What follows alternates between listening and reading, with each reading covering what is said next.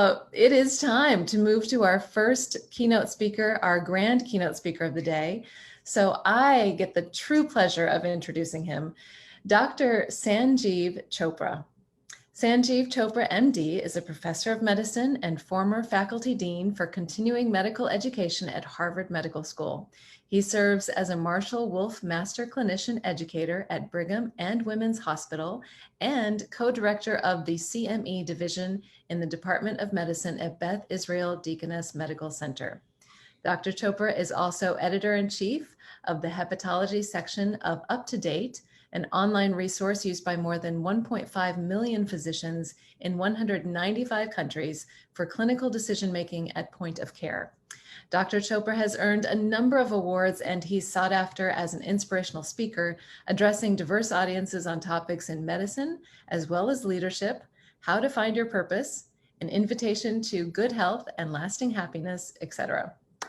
He has published 10 books, including a national bestseller entitled Brotherhood, Dharma, Destiny, and the American Dream, co-authored with his brother, Deepak Chopra. Everyone, please give a warm, heartfelt, energetic welcome to Dr. Sanjiv Chopra.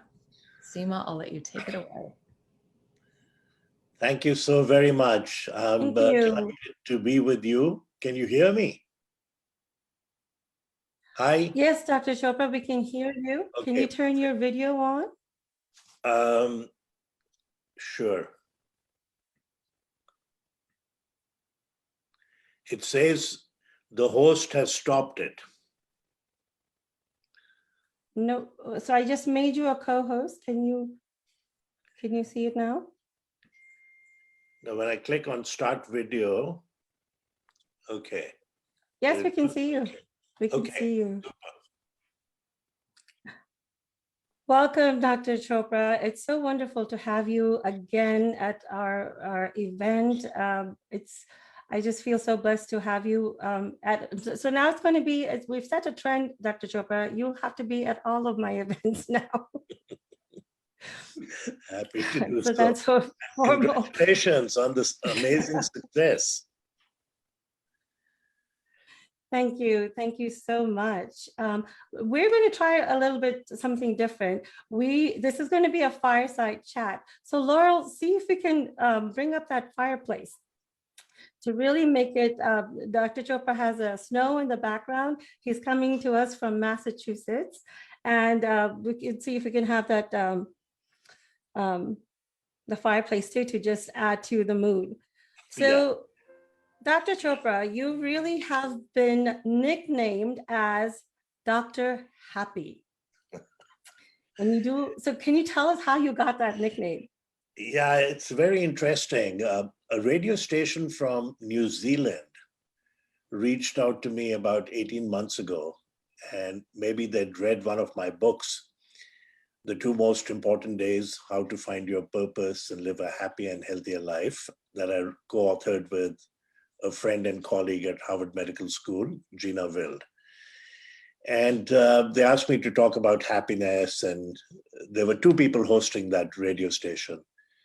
And then they invited me back a few months later, and then again, and then again. And the 4th time they invited me, they said, can we refer to you as Dr. Happy? So that's sort of got stuck now, and a lot of my friends refer to me as Dr. Happy. Which is true, because by nature, I'm totally happy, I'm in bliss, I'm very content. So that's how it started. Yes. Wonderful. Wow, that's amazing.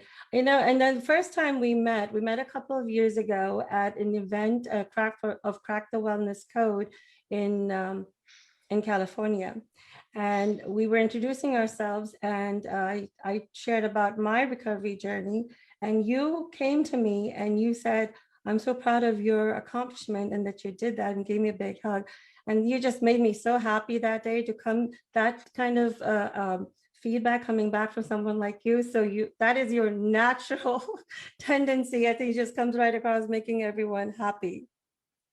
Oh, thank you. Thank you. So I'd like to ask you, what was the pivotal moment or that event that made you decide to give talks on happiness? So it's almost 10 years ago, I got invited to give a named lecture, the annual Nathan Seidel Lecture in Medicine and Humanities at Beth Israel Deaconess Medical Center and Harvard Medical School. And the person who invited me, a professor of medicine, said, Sanjiv, we'd be delighted, honored, da, da, da, da. And you can choose any topic you wish. You're a pretty amazing storyteller. So whatever topic you choose. So I sent him back an email, said, Richard, let me get back to you in a couple of days. And then I thought about it. And 2 days later, I sent him an email. I said, how about the title of the talk be Dharma, Happiness, and Living with Purpose? That these three tenets are actually inextricably linked. And that talk was very, very well received, and I've given it nationally, internationally, and then it became the subject of the book I mentioned earlier. So a lot of people confuse dharma with karma, but dharma is very different. Dharma is a distillation of, from a Sanskrit word, duty, moral compass, vocation, truth. And we each have a dharma. I have a dharma to my family, to my colleagues, to my patients, to my neighbors, to society, to the temple or synagogue or church or mosque I go to. And if you are living your dharma, then you're bound to be happy. And then there's certain ingredients. I talk about the 4 keys to happiness, and we can talk about that. And then also that happiness is more than the sum total of happy moments. And in order for us to have sustained happiness, we have to find our purpose and live it. Those are the happiest people on this planet. So I found my dharma at age 12. I was studying in St. Columbus High School in New Delhi, arguably perhaps the most preeminent all-boys school in India, staying with my uncle and aunt because my father, an amazing physician, was in the Indian Medical Corps, and every 3 years he'd get posted. So he was posted in Jammu, and he and my mom wanted my brother Deepak and I to finish our schooling at St. Columbus. And on a very warm, sultry weekend, I played a cricket match, and then Sunday evening around 6, I'm not feeling that good. I close my eyes, I take a nap, and I wake up 30, 40 minutes later, and I'm terrified. I blink, I can't see, I'm blind. So I nudged my brother. I said, Deepak, I can't see. And he must have done visual threat and figured I wasn't faking it. And he started to cry. I have one brother, he's turned blind. So my uncle takes me to the military hospital where the doctors examined me, including, I believe, an ophthalmologist, but they have no idea. I can even hear them talking and saying, maybe it's hysterical. I was a happy kid. Even then, I was very happy. And I was a good student and a very good athlete. Finally, they get a hold of my father. And this is 1961, Army Jeep, trunk call. And very calmly he says, tell me everything that's happened to Sanjiv in the last 2 months. And they said, oh, he had an injury to his right leg with a sharp object 6, 7 days ago, taken to the casualty ward. He got stitches and he got an antibiotic. He said, did he get a tetanus shot? And they looked and they said very proudly, yes, he got a tetanus shot. So what kind of tetanus shot? ATS, anti-tetanus serum, or ATT, anti-tetanus toxoid? So they looked and they said anti-tetanus serum. And I have no idea how my father divined it. He was absolutely brilliant, professor of medicine, amazing, knew not only cardiology, his specialty, but all of medicine. And he said, Sanjiv is having a rare idiosyncratic reaction to the anti-tetanus serum. It occurs maybe in 1 in 500,000 or 1 million people. He has severe bilateral optic neuritis. Both nerves are very swollen, ready to burst. start an intravenous and give him massive doses of corticosteroids. And that was done. And about 8 hours later, my vision returned. And the next morning I said to myself, my dharma, to be a doctor like my father, to be a healer. I've told this story to professors of ophthalmology at Harvard, UCLA, Johns Hopkins, around the country. And they're absolutely flabbergasted and duly impressed. How did your father know that? Probably was not even a footnote in the ophthalmology textbooks of that time. And had he not made the diagnosis and you received the treatment right away, you could have been visually impaired or even blind for life. So that's how I discovered my dharma.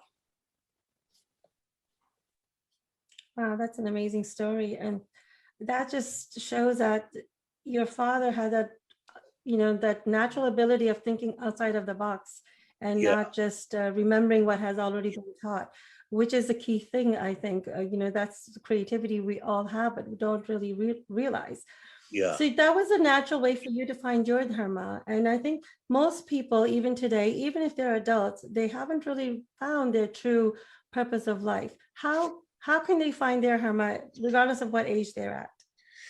So the 4 keys to happiness, which we've written about in the book, and I talk about it all the time. The first key is to have a cadre of good friends. Your friends are your chosen family. Robert Louis Stevenson said, a friend is a gift that you give to yourself.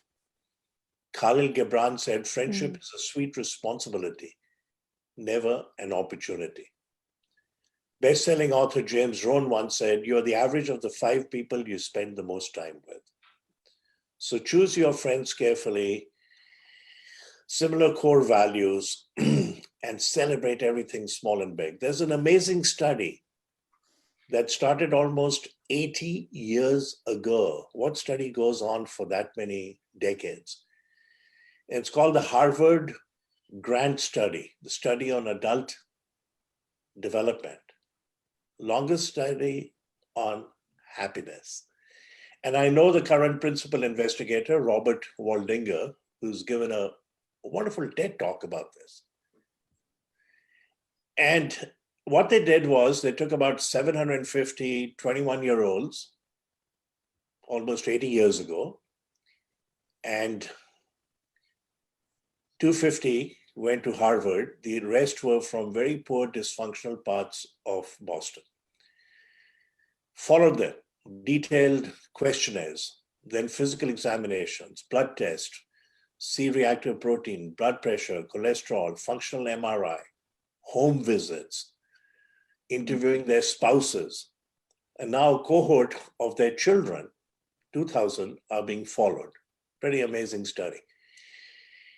And what happened to that group? Some became doctors, lawyers, authors, accountants. Some became skid row alcoholic derelicts. Some died of suicide.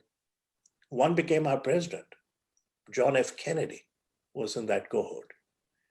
And the major conclusion of the study is that loneliness is toxic, and that your satisfaction with your relationships with friends at age 50 is a better predictor of health, happiness, and longevity 3 decades later at age 80. Better than what? Your blood pressure, your cholesterol, your EKG. The amazing study. Social connectedness brings forth joy, happiness. It's good for your immune system. So that's the first one, friends. The second is the ability to forgive. Anyone listening, if you're holding a grudge against an ex, a friend, a neighbor, a sibling, my plea to you, get rid of it. And the moment you make the decision that you're going to forgive that person, you'll feel this enormous weight come off your shoulders. It's not easy.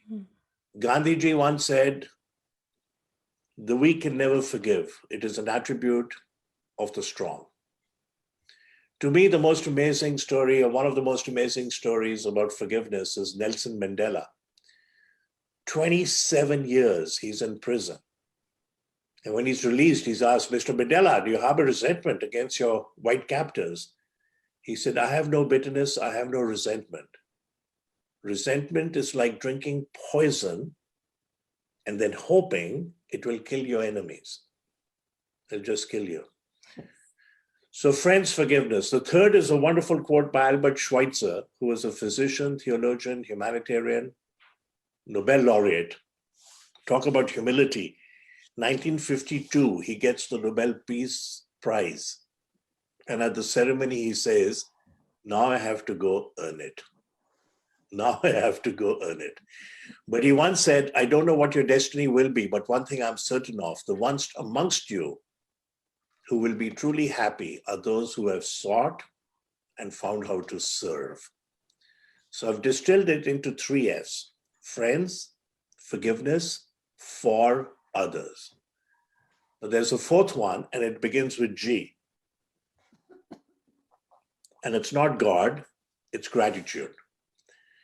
And one of the easiest ways for us to be happy, based on research by Robert Emmons, considered one of the fathers of modern positive psychology. Little book he's written called Thanks, How the Science of Gratitude Will Make Us Happy. Is he randomized a large group where he asked half of them at the end of the day to jot down 3 things they had done that day, and the other half to jot down 3 things they were grateful for. And the group that expressed gratitude in writing, that set point of happiness, went up by an astounding 25%. So friends, forgiveness for others, and gratitude. But if you want sustained happiness, you want to be happy pretty much all the time, you have to find your purpose and live it. And that's a wonderful quote by Mark Twain. He said, the 2 most important days in your life are the day you're born and the day you find out why. So you can find your purpose in life. It'll come to you, reflect on it. Sometimes somebody witnesses something horrific and they're standing there and looking at that thing and saying, you know what, I got to do something about this. Now, I'll tell you a story about Papa Jaime. Very powerful story. He's an amazing leader, inspirational leader. Met him 12 years ago. And then when they witness something like that, they have the courage, the fortitude, the love, the grit to say, I'm going to make a difference. So he's about 70 years of age, some 42 years ago, standing at a street corner in Bogota, Colombia, his country. Across the street, there's a sewer and there's an underground city, and these orphans live there. And a 7-year-old girl emerges and is smiling at him, beautiful girl, and he's thinking, I got to help these kids. As they're having this interchange, a car comes around the corner, stops in the middle of the street, window rolls down, and somebody tosses a toy.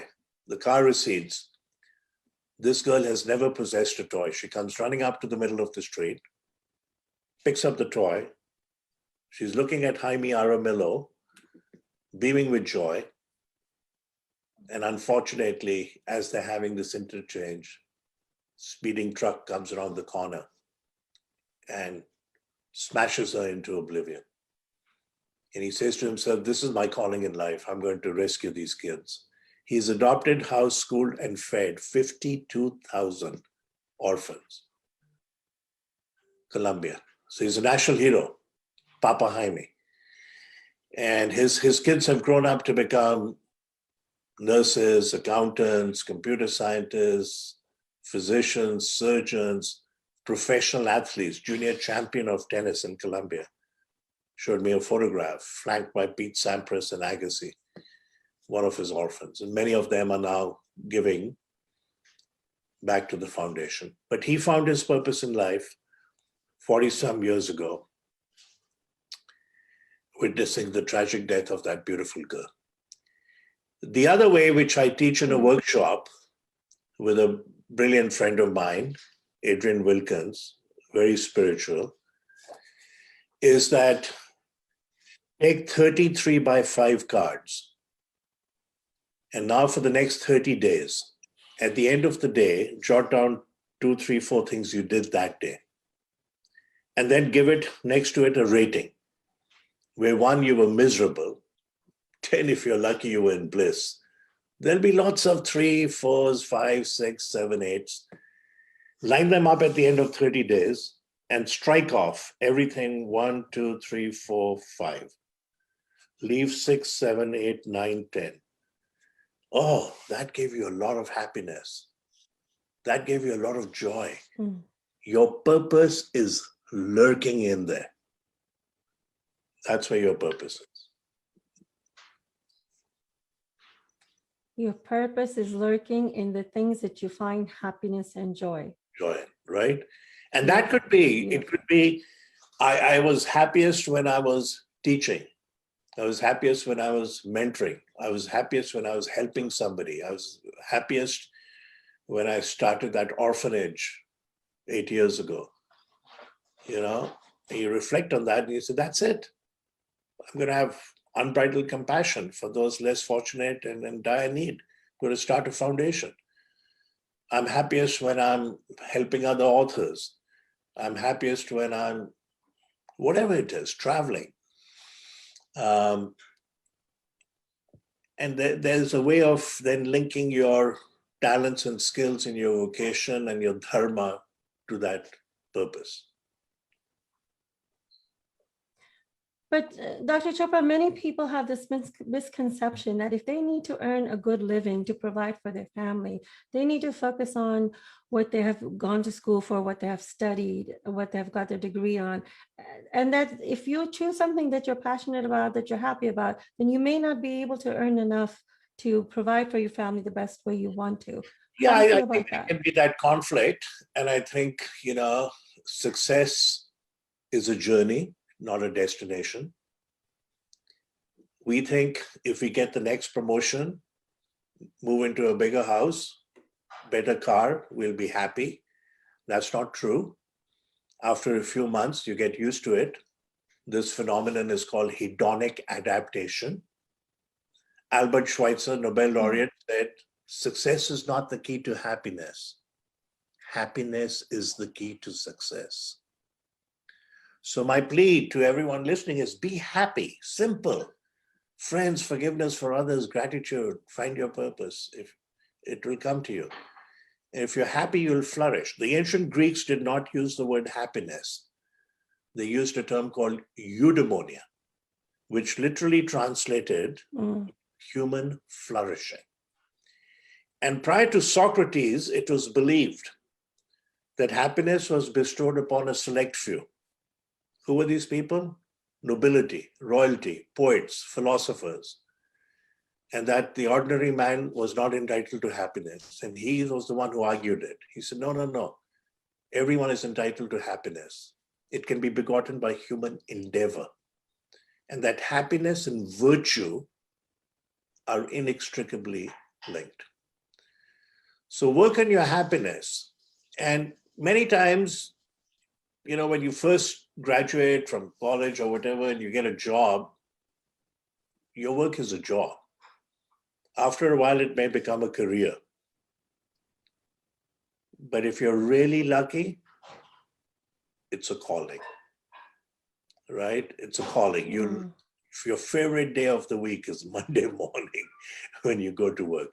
People would ask me, what's your favorite day of the week? And I'd say, you know, please don't take it badly, but my favorite time of the week is Friday evening and Monday morning. And I literally mean it because I love my work. When you love your work, you know, the saying work is worship. You just enjoy it. It gives you energy. It doesn't sap the energy off you. That is so true. And that is a distinction that we need to have. That's a tweetable moment. Success is not the key to happiness. Happiness is key to success. Yeah, Albert Schweitzer. I think Albert Schweitzer, yeah. And what a calling. I mean, that's an amazing story about him that he's done that. You have written several books. You're a bestseller. But there is two that I think is really close to your heart that you've written with your brother, Deepak Chopra. Can you tell us about that? So I wrote one with Deepak. It's called Brotherhood, Dharma, Destiny, and the American Dream. It's really a double memoir. I think there are 24 chapters. He wrote 12 and I wrote 12, and they alternate in the book. Mm. And, Deepak has written 95 books now, and there's something like 20 plus that are New York Times bestsellers. So when we were writing the book, he said, Sanjiv, I've written a few more books than you. Do you mind if I look at your content and suggest changes? So I said, Deepak, I'd be honored. He did not suggest a single change. In fact, there's one or two stories that we both tell in different chapters, and the details are different. But that's our memory, so we left it. Oh. So the book was published by Amazon, which was a game changer. I think we were the first or second authors to have Amazon be the publisher. And then we did a 2-day tour in New York City, 1 day in Washington, and then we flew to LA and did a 1 day. And that was amazing experience for me, because in those 6 days, I spent more time with Deepak than I'd done in the last 30 years, because we were together from 6:30 in the morning breakfast till late at night when we went to our hotel rooms. So it was wonderful. I tend to have a little bit more humor. So the very first event we did was 92nd Y. It's a very famous YMCA old in New York, capacity of 1,200 people. And the week before, Sidney Poitier had written a book, and he did one event in America, and that was it. And the week after, I think Martha Stewart was the guest. So Jeff Pulver, the anchor, moderator, interviews Deepak and me for an hour. There are 1,200 people in the audience. We signed like 500-600 copies of the book. And the first question, Jeff says, Deepak, the first question is for you. He opens it up to the audience. If you were sitting next to an enlightened person and could ask one question, what would it be? So I put my hand on his shoulder. I said, Deepak, go ahead. I'm ready for your question. Everybody cracked up. So I made people laugh. Another time he's in PR and he says, it's uncanny. I've written all these books. I've done hundreds of these interviews. Previously, nobody has read the book, the anchor. They just see the publicity, one paragraph, and they guess from that. This time it looks like everyone has read Sanjiv and my book. So I said, Deepak, one variable. He said, what? I said, your co-author. So I made people laugh. It was great fun. But that book, we also have black and white photographs of our childhood, our parents, our kids. And after those 5 days, it made national bestseller. Amazing, amazing. In a few minutes, we're going to take some Q&A. So if you have any questions, you can start putting it in the Q&A section, and we will take your questions as they come in. So go ahead and start typing that in. Dr. Chopra, you have also written leadership books, and you've given several talks on that as well. Yeah, you know what happened? I was Can you tell us about that? faculty dean for continuing education at Harvard Medical School some 18 years ago. And I said, oh my God, what an amazing responsibility. I have so much authority. There are 15,000 faculty at Harvard Med School. Brilliant, brilliant, brilliant. Many of them running CME courses. I'm encouraging others to start. I'm developing CME online. I have to lead this most academic, robust CME enterprise in the world. So I started reading about leadership, and I attended courses, and then I formulated a talk, which then it became a book, Leadership by Example. So when the head dean appointed me, after 3 interviews, etc., I went to him, Dr. Joe Martin, brilliant neurologist, and I said, Joe, I'm totally humbled, I'm honored, but I have one request. As a leader, I need both authority and responsibility. If I have authority but no responsibility, I'm a tyrant. if I have responsibility but no authority, it's martyrdom. And I'm not ready for either. And he smiled, he said, I like the way you said that. I'll give you a lot of authority. You meet with me every 6 months, pretty much you're on your own. So amazing experience. I think in the book and in the talk, I've spelled out the 10 tenets of leadership, and they spell out the word leadership. But I think the greatest leaders lead by example. There's a story of Gandhiji sitting in his ashram, and this mother walks with her 12-year-old son from a village 12 miles away in the heat and dust. And she says, Gandhiji, look at my son. He's gained a lot of weight. He's eating a lot of sugar. Would you please tell him not to eat sugar? He adores and worships you. He'll do anything for you. And Gandhi looks at the boy and the mother and says, come back in a week. So they go away, they come back in a week, heat and dust. Gandhi looks at the boy and he says, son, don't eat sugar, it's not good for you. And the boy says, Gandhiji, from this moment onwards, I have stopped eating sugar. And he leaves the room and the mother stays behind. She says, Gandhiji, thank you for saying that to my son. But can I ask you a question? He says, sure. He says, we were here a week ago. You could have said the same thing to my son then. And Gandhi whispers into her ear, at that time, I had not given up sugar. Right? So lead by example, not do as I say, but do as I do. That's very important. Wow. So some questions that are coming through, Dr. Chopra, is that Sure. What are the 3 lessons that you have learned in 2020? 3 lessons that you have learned in 2020. Well, there are lots of lessons. I think the number one lesson I learned in 2020 is that despite consternation, chaos, and crisis, there is an opportunity. And Rumi, one of my favorites, once said, the wound is where the light enters you. So we're all in that global pandemic. There's so much consternation. People are stressed. You know what? It's an opportunity to spend more time with your family, to be more grounded. You have more time. You can meditate. You can connect with friends by Zoom. You can do all those things I talked about to be happy. Friends, forgiveness for others. You can't travel. There are 5 things that are said by people, and then I'll tell you who says it. I should have traveled more. I should have spent more time with my friends. I should have been the bigger person and said, I'm sorry. I should have had the courage to pursue my dreams and aspirations. I should have said, I love you more often. Who says these things? People in hospice facing imminent death. They don't say I should have worked harder, driven a fancy car, belonged to 3 country clubs.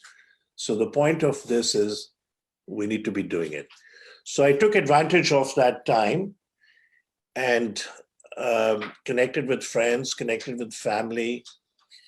And I also wrote, and believe it or not, normally a book takes me 1.5 years, sometimes 2 years. Because I had so much extra time and I could connect by Zoom with a co-author every day for 2 or 3 hours, I happened to finish 3 books in 11 months. So now they're with my literary agent and looking for publishers. So I put it to good use. I think we could just look at nature and see how nature is healing. The birds were chirping. You could see the snow peaks, the Himalayas from parts of India. The canals in Venice were clean. Yosemite Park was never so pristine. I was sitting in a room facing the back of the house. This is about a few months ago, and this fox appeared. We usually see occasionally deer, but this fox appeared. He seemed to be looking at me and saying, you humans have finally figured it. Taking a pause, reflecting, slowing down, and then he went away.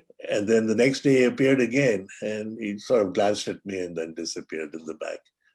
So I think we can take cues from nature, right? And from children. Now, one of the questions you asked earlier was, you have to work, your job, your career, but there are young people who find their purpose. Look at Greta Thunberg. She's now 17. When she was 15, she was nominated for the Nobel Peace Prize. Look at Gitanjali Rao, of Indian heritage, 15-year-old on the cover of Time magazine, Young Person of the Year, a brilliant interview by Angelina Jolie. When she was 8, she was thinking of, how do I get rid of lead from contaminated water? And there were 5,000 young people nominated for Time magazine Young Person of the Year. It's a new award. And she got it, hands down. She's addressed cyberbullying using artificial intelligence. So to me, she's found her purpose, even though she's 15. Greta Thunberg at age 14. And there are many people like that. They're few, but they tell us it can be done. And we don't have to achieve, our children, grandchildren don't have to achieve stuff that may sound so daunting and intimidating, but we can make a difference. And Lao Tzu once said, a journey of 1,000 miles begins with a single step. So get started. Write down your goals. Get started. I so agree with that. And that's my favorite quote too. I often start with that. We have this preset thing in our mind or notions because things have been said before that there's certain age limits for certain something. While that may be true in some cases, when it's finding your purpose, there's no age limit. You can do it at any age. Sure. So I encourage everyone to really explore that, and with your children, give them that freedom and support them in finding that. You don't have to wait till you're out of college. Yeah. Now, the children, we talked about Socrates and ancient philosophers. I think the modern day philosophers are children. And it's amazing what they come up with. So when I give my talk on happiness and living with purpose, I share my slides with whoever's invited me. And so you can use them, modify them. I call it copy left as opposed to copyright. You don't have to give me attribution. You can modify and use them. And I encourage them to ask their children, nieces, nephews, grandchildren to complete the phrase, happiness is. So I gave a version of this talk 2 years ago at a college in Worcester, Massachusetts. And one of the deans wrote to me 5 days later, Dr. Chopra, I loved your talk, went over it with my husband, but I took your cue and asked my 5-year-old daughter, what is happiness? And she said, Mommy, happiness is when the heart feels bigger. What a beautiful definition by a 5-year-old. Then I was invited to give it at surgical grand rounds at Harvard Medical School. And the person in charge of the residency training program reached out to me and said, can we meet a week from now, have coffee? I want to talk to you. So we met. And as we sat down, he says, Sanjiv, I have a son who's 2 years and 10 months of age, not even 3. And I asked him, what makes you happy? He says, Daddy, I'm most happy when I'm sharing my toys with my friends. 3-year-old. John Lennon, when he's 5 years of age, the Beatle goes to school and the teacher gives the kids an assignment. Write down what you want to be when you grow up. So he writes happy and he hands it to the teacher. And the teacher says, John, you did not understand the assignment. And he goes, looks at the teacher and he says, and you don't understand life. 5-year-old. Oh my goodness. Mother every night when she tucked him into bed said, John, when you grow up, I want you to be happy. So it's amazing, the wisdom of children, also the wisdom of fictional characters. So I was interviewed by BBC once, and a couple of times, but one time they said, Dr. Chopra, you're a professor of medicine at Harvard, and you're quoting Winnie the Pooh. I said, yeah, Winnie the Pooh says to Piglet, if you live to be 100, I want to live to be 100 minus 1 day, because I cannot live a day without you. How beautiful and how sublime is that friendship and love. And then there's Snoopy and Charlie Brown, and they're sitting and there's the sun setting. And Charlie Brown says, we only live once. And Snoopy says, wrong. We only die once. We live every day. Look at the wisdom of my cartoon characters of my children. And we forget that. That's such a great reminder. Thank you for saying that. We live every day, we die only once. That's important. I put in the chat, why don't you complete the sentence? Those of you who are joining us here and on Facebook, happiness is, what does the happiness mean to you? Happiness is, complete that sentence. And we're getting some wonderful feedback in the chat, Dr. Chopra. Everyone's enjoying your conversation. One question from Laurel is, was there anything you ever had to break free from, and how did you do it? I'm sure there's a lot of things, but what is one of the biggest thing that you had to break free from? I think the biggest thing I had to break free from was when I first came to this country, I was already a physician, and then I'm studying, I'm doing my internship residency, and then you have to start giving talks. And by nature, I was shy. And I remember people coming to our home for dinner, maybe a couple or two. And if my wife Amita went to the kitchen, I didn't know what to say. And I would go and say, come back, come back. And now she says, I don't shut up, I keep talking. So getting over that diffidence, being shy. But the way I did that was I practiced. I watched people who gave talks and gave spellbinding talks. And I said to myself, why is this talk so amazing? Even if it's a talk in medicine, on a topic in neurology or in liver disease or whatever. And I realized very early on that it was storytelling. That is very powerful. That's how you engage the audience. Even this talk, Dharma, Happiness, and Living with Purpose, first time I gave it, I used to define Dharma and this, that. Then I said to myself, you know what? Just start with the story of how you were blind for half a day. So Steve Jobs once said, the most powerful people in the world are storytellers. So everyone listening, you have a story to tell. That's your book, that's your TEDx talk, that's the next book. But also we can all get better at storytelling. And watch some of the best TED Talks. I give a talk with a colleague of mine, John Sharp, a psychiatrist at Harvard and UMass. And it's short talk, 30 minutes. How to give a good TED Talk. What are the principles of public speaking?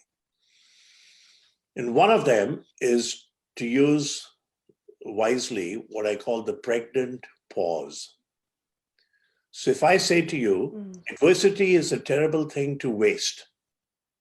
You're listening, you say, But if I say adversity is a terrible thing to waste, after thing, I paused. And what happens, you'll actually notice people in the audience leaning forward, expectant pause. It's a very powerful technique. Use your hands, change the tone, smile, be authentic. You're not going to tell a good story if you're bored with it. It doesn't resonate for you, then it's not going to resonate for the audience. So there's so many ways each one of us can become better speakers. I had a person give a keynote at one of my medicine courses 2 years in a row. So I do this updated internal medicine course in Boston every year. It's gone on for almost 30 years, Harvard Medical School. And we get 500, 700 attendees from 35 countries. It's like boot camp, one whole week 7 in the morning till 7 in the evening, 50 minutes for lunch, some breaks. So Captain Charlie Plum, a classmate of mine, he's a nephrologist, said, Sanjiv, you do all these courses, you have keynotes, you should get this guy. He gave a talk at the National Dialysis meeting and he got a standing ovation. So I reached out to him, and his name is Captain Charlie Plum. He was 76 years of age. He was giving about 75 talks a year. And I was told through my meeting planner that he charges 20 grand per talk, plus first class airfare, plus 2 nights in the hotel. So I said to him, no way can I pay you that much. I pay the faculty a very modest honorarium, but I could muster 10 grand to cover your talk and your flight. In the hotel, we have lots of room nights. We'll give you a nice suite. Dr. Chopra, I'm honored. And he came and he gave the talk. He got a standing ovation. The title of his talk is, Who Packed Your Parachute? And then we were retiring for breakfast. And I said to him, Captain Plum, you have taken acting and speaking lessons. Because when you speak and you talk about your coach tapping you on the back of your shoulder, I can visualize the guy. So he smiles. Remember, he's 76. He lives in Santa Barbara, California. So every weekend he would go back while he's lecturing around the country. He says, Sanjiv, I still have a Shakespeare director coach me every week. This is the guy at the pinnacle of his career. 76, he's still taking lessons. So admirable.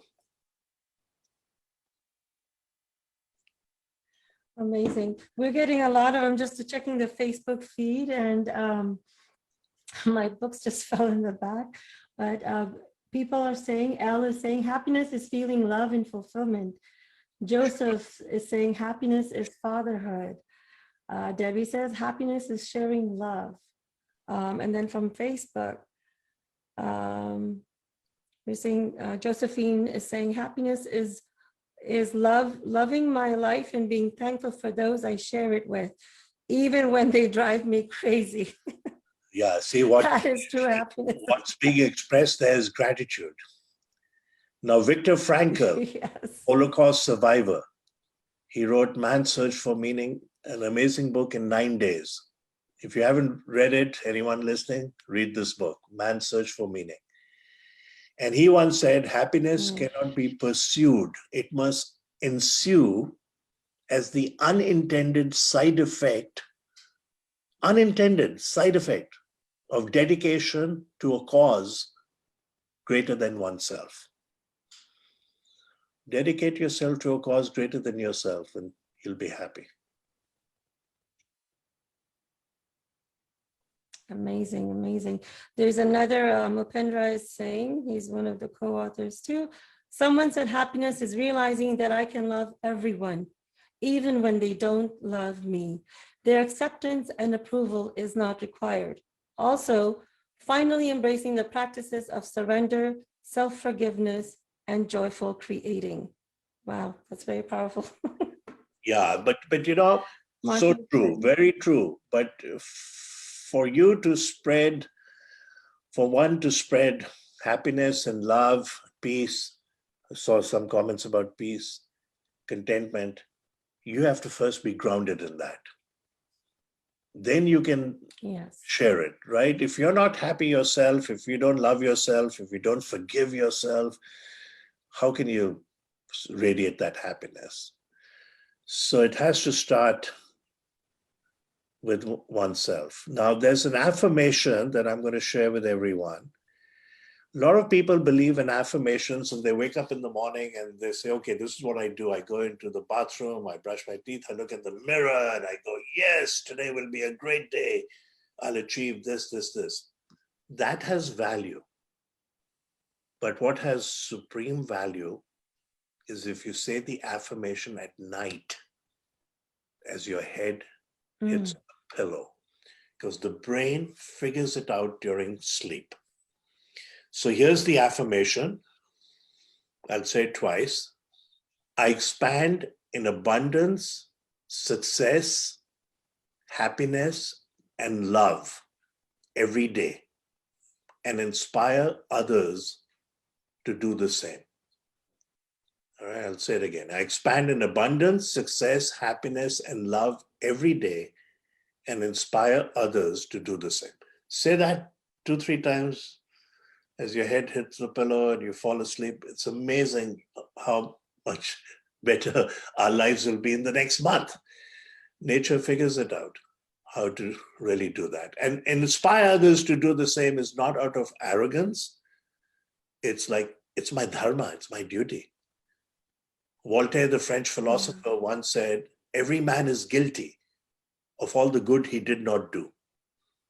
Every man is guilty of all the good he did not do. If you have a talent or a skill or something, you should share it. I was asked to give a short talk on philanthropy, and I defined philanthropy as love for humanity.